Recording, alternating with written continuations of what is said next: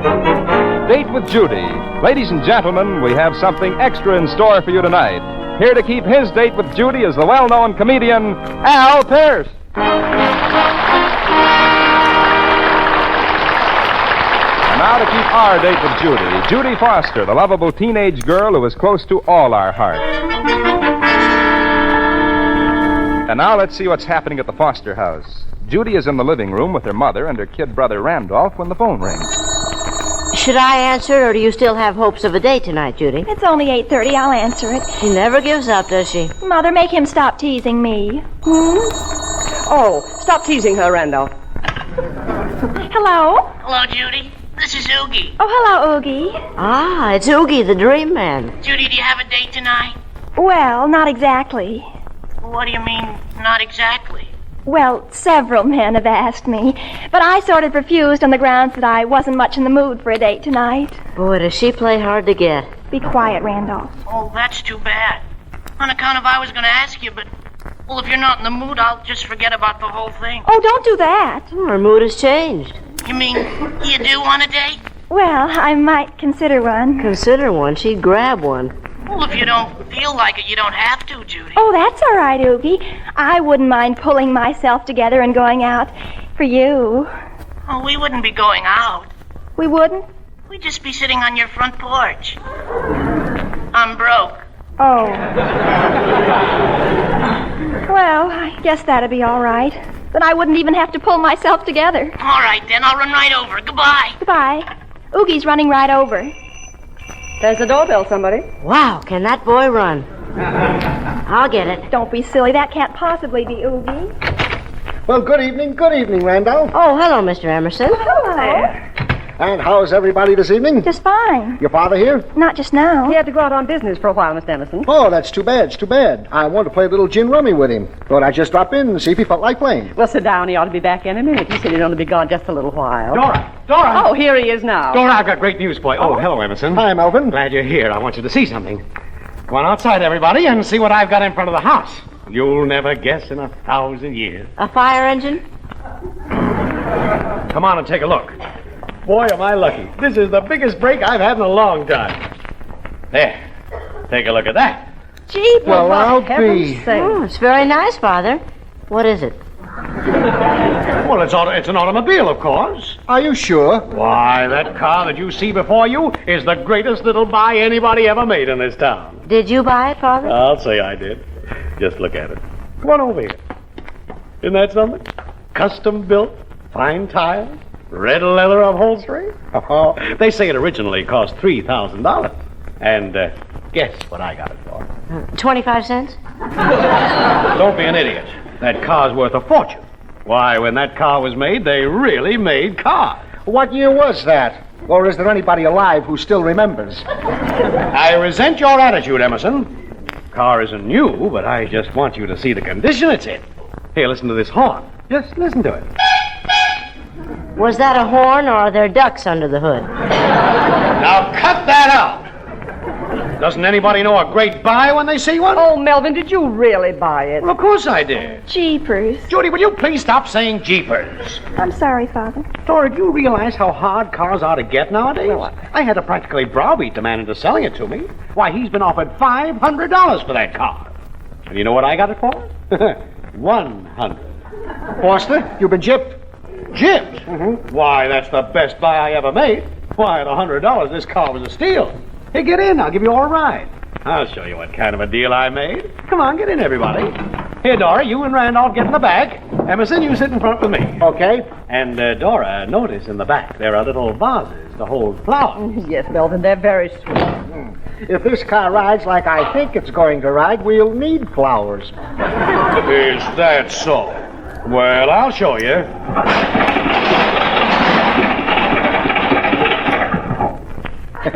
You showed me. All right, now, let's all go back in the house and read the evening paper. You stay right where you are, young man. That was just well, any car will do that once in a while. It was my fault. I'm just not used to driving it. When I get onto it, I'll start it again. We're at the gate. There goes the gun, and we're off. We're moving. Foster, tell me frankly, What year was this antique made? What do you mean, antique? Why, this machine is like you. What year, Foster? Well, around the 20s. Oh, come now, let's not be vain, Foster. Don't try to knock a few years off the old girl. Tell the truth. What year was she born? Well, 1960. But that was the great year for cars. Just think, 1916, 13 years before I was born. You be quiet, Judy. Emerson, will you stop looking at me like that? This is a great buy, I'm telling you, a great buy. Why, this car's good for 100,000 miles before she's through. There's no car made today with a stamina of a baby like this. Father, step all the way down on the gas. Let her out and see what happens. All right, shall I? Yeah, I want to see if you can get her all the way up to 12 miles an Now, hour. Randolph, you stop. I never saw a family like this. When a man really puts over a clever deal, really makes the best investment of his life, do they appreciate it or no? Well, what do you know? The engine fell out right smack in the street.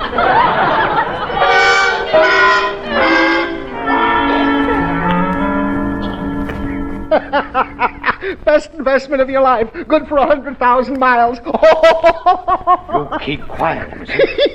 Funniest thing I ever heard of. He owns the car 10 minutes and the engine falls out. Wait till I tell the boys. You say one word to the boys and I'll knock your block off. Father, could you and Mr. Emerson go outside and fight? Oogie and I are having a hard time talking with all this noise going on. Yeah, Mr. Foster. Every time I try to say something nice to Judy, I kind of get drowned out. Well, then get drowned out. This is my house, and I can drown out anybody I feel like drowning out. Don't get so worked up, Melvin. It's all right. You made a little mistake buying the car, but anybody can make a mistake. I did not make a mistake. I just can't understand it. Why, the fellow that owned that car was offered $500 for it just this morning. Why didn't he take it? Because he didn't want to sell it to a stranger. He wanted to sell it to an old friend like me. You're some old friend, I must say. Dollars to donuts, the friendship's over.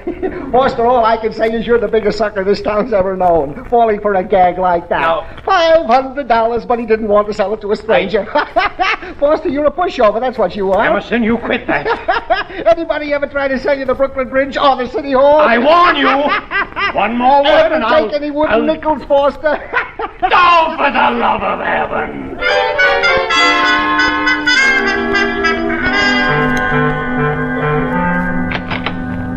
Good morning, Miss Williams. Morning, Miss Emerson. There's somebody in your office waiting to see you. That's so. Well, I'll go right in. Al Pierce, why, you old goat, you. Well, how are you feeling, Emerson? Great. What are you doing in town? Well, we're playing a camp show near here, so I thought I'd run in and see you. Well, I'd never forgiven you if you hadn't. Gosh, it's great to see you, Al. Great, after all these years. Say, it has been a long time, hasn't it? Mm-hmm. Say, you remember when we used to go fishing together? We were so poor we had to share the same pole. This district brings back my old boyhood to me. I never miss it. Pass it up. Yes, sir. And say, what about the time you got caught swiping old man Perkins' watermelons? Brother, what a character you were. And speaking of characters, that one you play on the radio, Elmer Blurt, the low-pressure salesman, always knocking on doors. Oh, man, that must be fun. Yeah, but it's sure hard on the knuckles, Emerson. Yeah. But don't you ever run out of ideas about what to sell next? Well, not yet, but, you know, I've tried selling nearly everything except the Brooklyn Bridge. well, you ought to try that. You know, it might be... Uh-oh. Huh? Wait a minute. What? Al, I've got a great idea. Say, how would you like to help me out with a rib? Well, if it's got any meat on it, count me in. Oh, no. Look, I mean a practical joke. Al, you've just got to do this for me. Listen, there's a friend of mine named Foster. He's the biggest darn sucker for a good sales talk you ever heard. He bought a 30-year-old jalopy yesterday. Funniest thing you ever saw, and he thought he was getting the buy of a century. Now, look, Al, all you've got to do is you go over and see... No, not me, Emerson, really. Oh, come on now, Al. I won't take no for an answer. Now, come on. But, Emerson, you know how practical jokes are. Sometimes they backfire. Oh, now stop worrying. Think of the opportunity I've got. An actor like you in town and Foster just right for the kill. Oh, man, what a setup, Al. Al, you've just got to do it. Well, Emerson, for an old pal like you, I'll do it. But I hope we don't get in any trouble over it. Not a chance.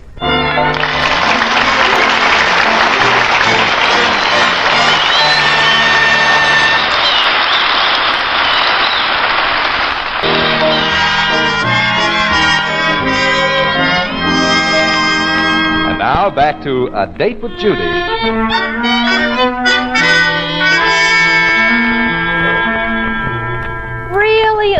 For Pete's sake, Judy, get off that phone. In just a minute, Father. I'm talking to Oogie. Oh. Hello, Oogie. I'm still here. She's lucky to be there for the rest of the night. Oh, rats. But, Oogie, I do have a date tomorrow night. Now, if you could switch the basketball game to tonight, maybe I could go with you. Well, I don't see why they can't play tonight instead of tomorrow night. Judy, I would like to use that phone. Are you going to call Mr. Warren again about the car? Yes, I'm going to call Mr. Warren again about the car. Melvin, you know he's not going to take it back. No, if he refused the last 100 times Father asked him, he's not going to change his mind now. I'm going to sue him. That's what I'm going to do. I'm going to sue him. Well, Oogie, maybe I could switch my tomorrow night's date to tonight, and then I could work you in tomorrow night. I wish I could work in a telephone call around here. That's what I wish. Just one little telephone call. That's all I ask.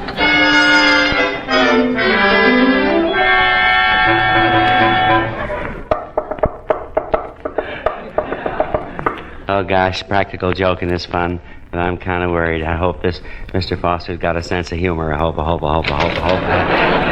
Yes? What can I do for you? How'd you do, mister? Blurt's the name, Elmer Blurt. Would you like to buy a nice 1908 Stanley steamer? No, I certainly would not. It's a pretty nice car, as cars go, and as cars go. This one's almost gone. Well, what would I want with an old thing like that? It was brand new in 1908. I don't care what it was. I am not interested in buying any more cars.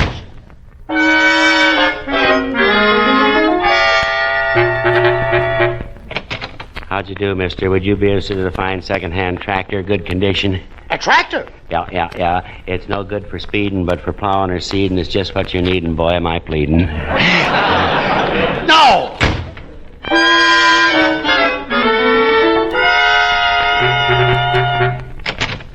How'd you do, mister? Would you like to buy one of these super-duper road maps? Shows you every place you want to go. Now, look, I already have a map, and besides, I don't want to go anyplace. With a map like that, you could go anywhere. Will you get out of here?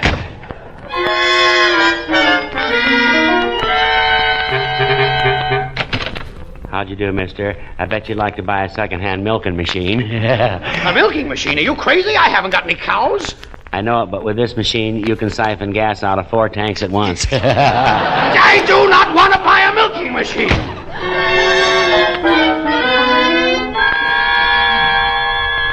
Dora, will you please tell me, why am I being persecuted this way? Well, Melvin, I guess it got around town about your buying Mr. Warren's car. Now, you can just expect a lot of people to try to unload their old wrecks on you. That car was not an old wreck. It was in fine condition.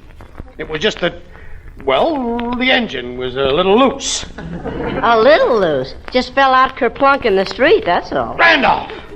Dora, will you tell that son of yours if he twits me any more about this thing, I'm going to turn him over my knee, big as he is. Randolph, if you touch your father any more about this thing, he's going to turn you over his knee, big as you are.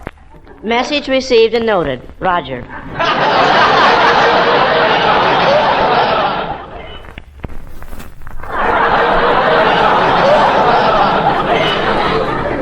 Thanks for quoting me so accurately, Dora. Well, where's that phone? In its usual place. I'm not going to beat around the bush anymore. I'm going to call my lawyer and file suit without any more to do. Hand me that phone, Judy. I better grab my chance at it. Here it is, Father. Well, at last. What do you know? I'll take it, Father. I have a feeling it's for me. No!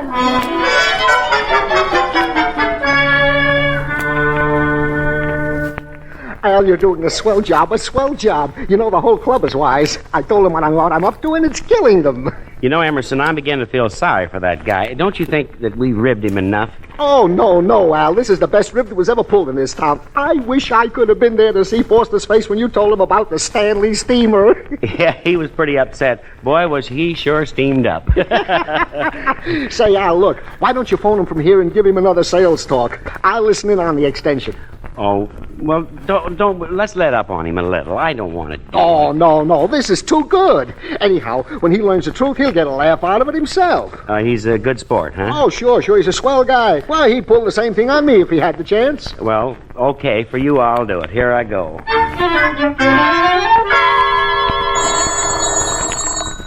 Hello? How'd you do, mister? Would you like to buy a piano? Don't tell me it's you again. Okay, I won't tell you. I'll let you guess. I had to answer the telephone. Look, mister, this is a great piano. 2 pedals, 3-way stretch, 4-ply, and a full set of ivories. Now, wait a minute. Both uppers and lowers. Now, listen. It's the greatest buy in a piano that's been since the mice got in my Aunt Betty's. I don't want a piano. Need any cigarettes? Oh, why don't you leave me alone? Why do you keep persecuting me like this? I'm hanging up on you, do you understand? I'm hanging up on you. That ought to show him. Imagine being pestered like that. I don't think that fellow's all there. Melvin, you certainly were very abrupt with him. Abrupt. I should have hung up right away. Now, who's that? Don't tell me. Let me guess. Give me that phone. I'll tell that fellow where to get off. I'll blast his ears off. That's what I'll do. Now, listen, don't you ever call this house again. And don't you ever knock at my door or I'll get the police after you. Gee, Mr. Foster, what did I do? Okay.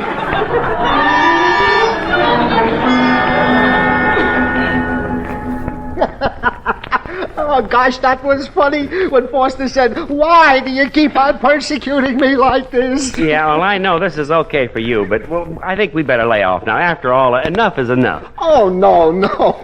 I've got a great idea. Al, you just can't let me down now. You just can't do it. There's just this one more little thing. Now, this is all you have to do.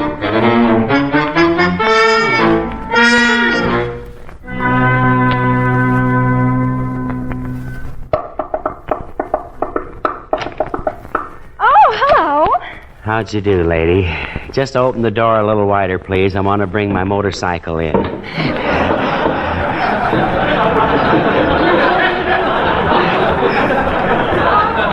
Your motorcycle? Judy, what's going on in here? Wowie, look at that. Yeah, ain't she a beauty? Look at her, everybody. Why is everybody at the table? Oh, so it's you. Yeah. I guess it is. You get out of here. Get out before I take you by the heels and tie you in a bow knot. Yeah, but I brought this motorcycle over and thought you might want to buy it. Take a look at those tires. Tired, ain't they?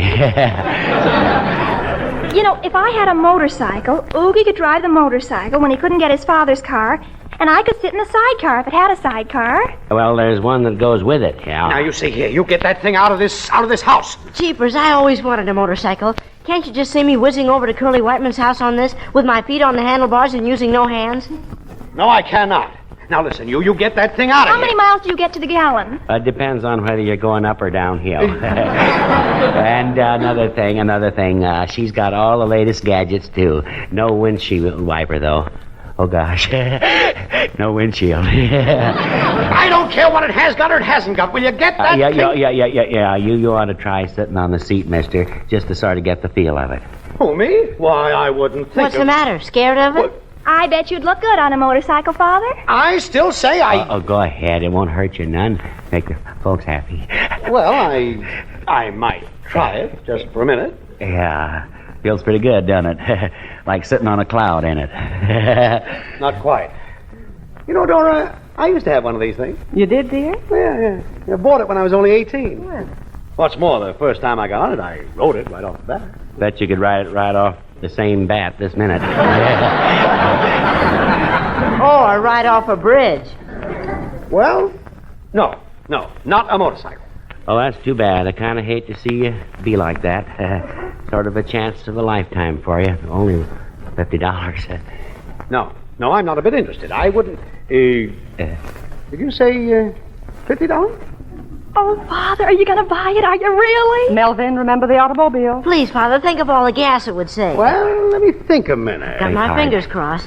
Well, as long as you all insist, I'll buy it. Oh, happy me. That did it. That's sure swell, mister. Yeah, but I want that sidecar that goes with it. Okay, I'll take the motorcycle and go right down and have it put on. Gee, Father, I think you're wonderful. And I think you're adorable. I think you're crazy.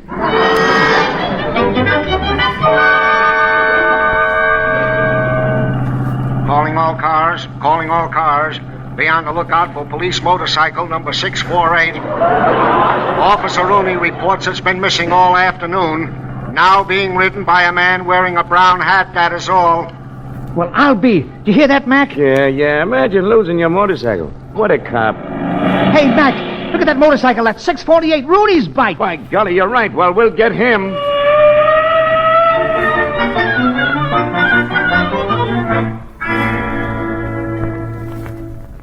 But I tell you, Judge, it's all a mistake. I'll say it is, and you're the one who made it, young fellow. But I tell you, look, I'm Al Pierce, and I'm playing a camp show here. Oh, you don't say.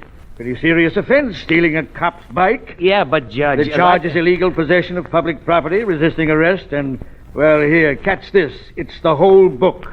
Now, look, if you'll just... I've got it. You phone Ed Emerson. He'll identify me and explain this whole silly thing. Ed Emerson, well, if you're trying to bluff me, young man, we'll soon find out. Officer, pick up Ed Emerson and ask him to come over.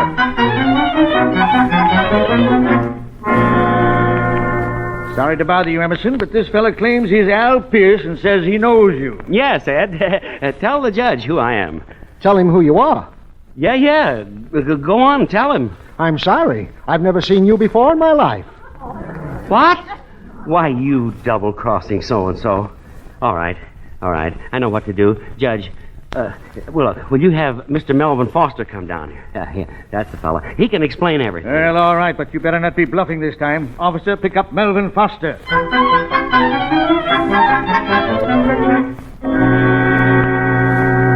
Well, hello, Judge. Did you send for me? Oh, Mr. Foster, am I sure glad to see you. Oh, it's you, huh? Where's my motorcycle? Well, now... Your motorcycle? Well, certainly. I bought it from this salesman not an hour ago. Oh, so you bought it, eh, Foster? Well, of course I did. I guess old Melvin Foster knows a good buy when he sees one. Well, this throws a different light on things. Buying stolen property is serious business. Stolen property? Oh, wait, just wait till the boys hear about this. Emerson, what are you doing here? Don't tell me. I see it all now. So this was your work, was it? Oh, come now. Why, it was all in fun, Foster, all in fun. You see, Judge, knowing how gullible Foster is, well, the boys and I got together and we figured out that with Al Pierce in town, why, we could just then this really is Al Pierce. Oh, of course. Why, certainly. I hope you'll accept my apology, Mr. Pierce. Well, that's all right, Judge. So, it was all a rip, huh? Just to see how big a sucker I could be. Is that it? Why, of course, Foster, of course. No hard feelings, I hope. Oh, no. Of course not. After all, what's life without its little joke? Yeah, what's life without its joke? Well, now that everything's all cleared up, what do you say? Let's be going, fellows. Just a minute, Emerson. Not you. Huh? There's a little matter of appropriating public property that you'd better explain. What? Yeah, but Judge, don't you see? It was all a gag. I was going to bring the motorcycle right back. Very interesting. Now, would you like to call your attorney? Well, of course. No, I can't. He's out of town till tomorrow. Well, then you'll have to be our guest until he gets back. Who, me? You mean in jail overnight? Well, Emerson, who's the sucker now? Now, Foster, just you wait a minute. Brother, how things can turn out. Now, look here, Gonna get stuck Foster. with the Brooklyn Bridge, Emerson? Or the City Hall? You cut that out, Foster. Cut it out, I say. Come on, now, let's go home and have dinner. Dora has a steak with the juice just oozing out of it. Al, you can help me. You can do something about this. Well, I'm sorry, Mr. Emerson. I never saw you before in my life. Oh, you know me, Al. Yeah. Sure do. And I sure do hope you'll sleep well tonight. I hope. Now, here's Judy again.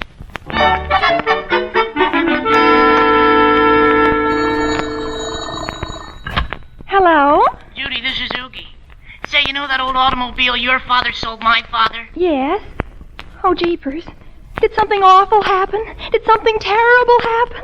No. It goes like $1 million. We think it's snazzy.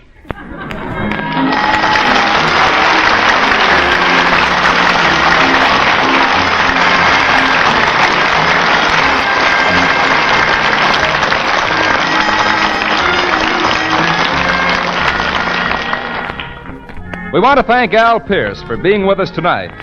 A Date with Judy is written by Elaine Leslie and stars Louise Erickson and Dix Davis. Mr. and Mrs. Foster were played by John Brown and Myra Marsh. Music was composed by Paul Sawtell and conducted by Konstantin Bakalinikov. The program was produced and directed by Helen Magg. This is the Armed Forces Radio Service.